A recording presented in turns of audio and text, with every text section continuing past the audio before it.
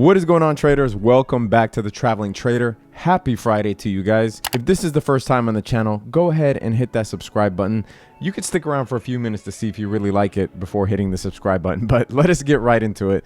Looking at the crypto market cap, we are currently at 226 bill, down almost 25 bill from yesterday. Obviously, if you're watching this today and you were in the market yesterday, you know that the market has pulled back. And if you see my video from yesterday morning, I was saying that after breaking out of a stubborn resistance point, it is very natural for an asset, regardless of what we're talking about, right? Bitcoin, gold, IBM stock, whatever you want.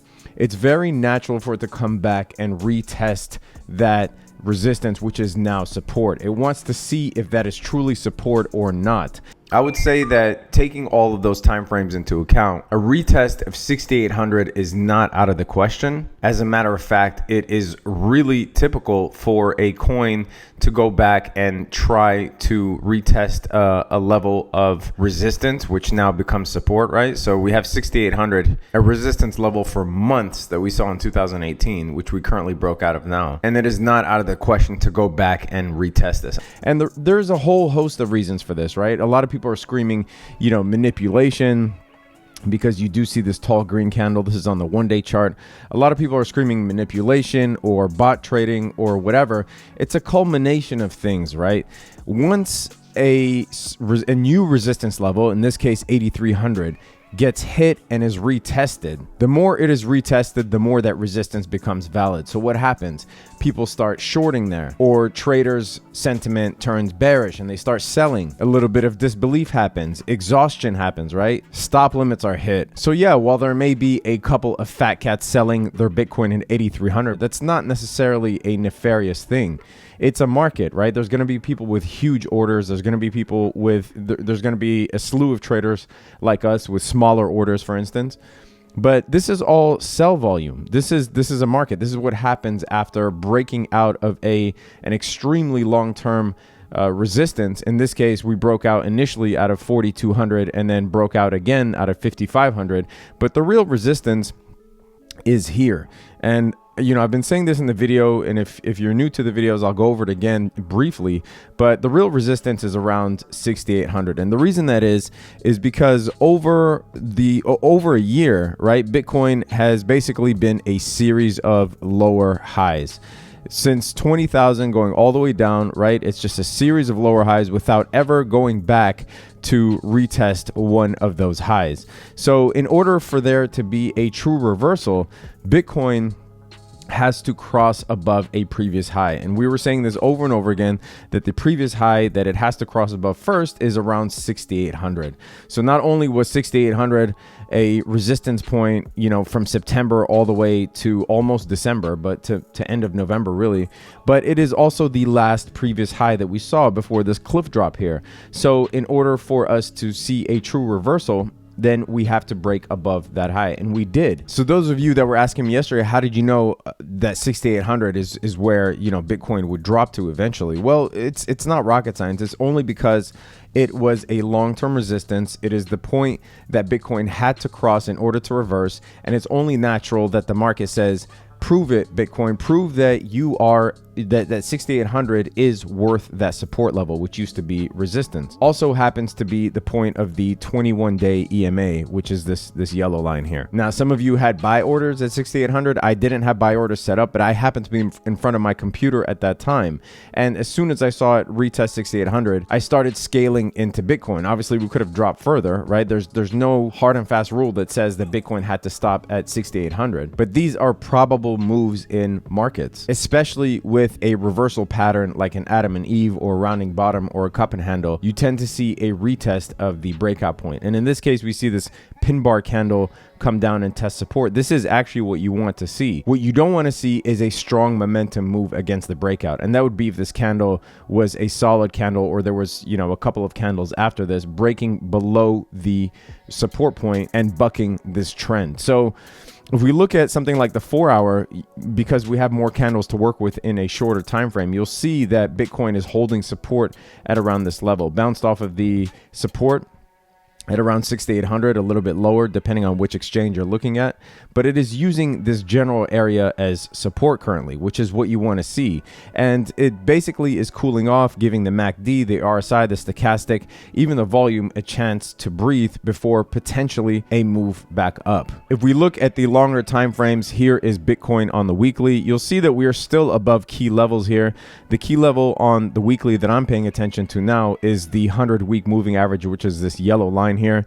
And we crossed above the 50, bounced off of it, and now we are bouncing off of the 100-week moving average, using that as support. 50 would be the ultimate lower level support, right? If we break the 100, then I would go after the 50 on the weekly chart. But overall, we're still looking good on the weekly. The volume is still trending up.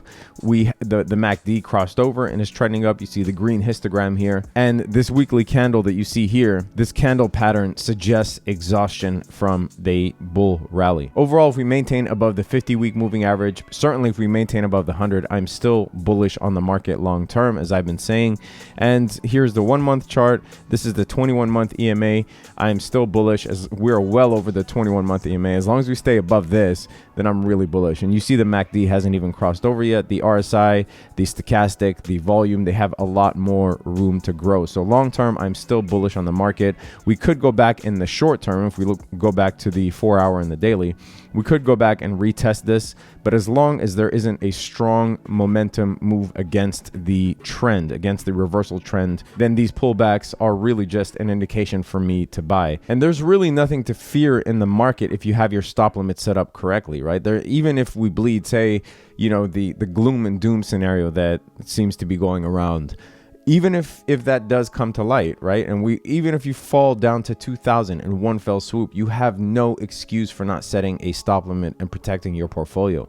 These things are free. Like, these mechanisms are free, and it doesn't require much knowledge. So don't be lazy, set stop limits, make sure that your portfolio is protected. One other thing I'll note about a pullback is that it will give a chance for some of these alts to rally against BTC. You'll see some green here in the alts against USD, but against BTC, it will give a chance for these alts to rally. There are a lot of good setups at the moment. Coins like QKC, RVN, Binance Coin, etc. against BTC that are just awaiting some volume, but they do have good setups against Bitcoin. And if you want access to the trade alerts, that link is in the description.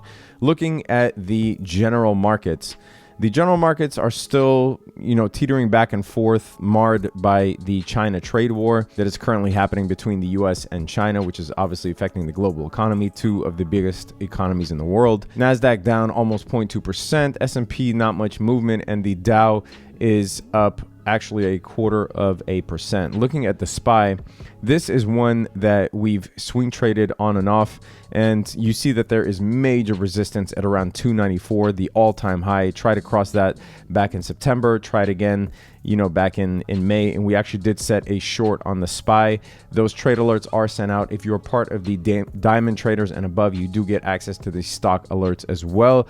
A couple of other stocks that we were looking at, UWT, this is the ETF that follows the crude oil market, up 40% since we started scaling into that as the price of oil rises on fears of decreased supply in the global markets. Symantec, we bought the dip on Symantec. You see it dropped, I think this day dropped 18% and wicked at the support level that you see here. And as soon as I saw that, I bought Symantec. I bought the dip on Symantec, and now we are rallying up to almost $20.